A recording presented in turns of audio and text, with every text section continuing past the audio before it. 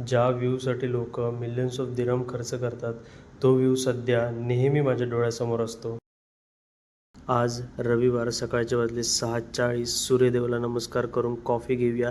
Coffee घेऊन थेट मी निघणार आहे बस पिकअप पॉईंटकडे. बसमध्ये बसून पटकन कॅमेरा ऑन केला, कारण साईटवर जाताना मला नेहमी म्युझियम ऑफ द फ्युचर आणि बुर्ज खलिफा हे दोन्ही व्ह्यू मला डेली पाहायला मिळतात. साईटची सगळी कामं आटपून मी 8-8:30ला खाली आलो.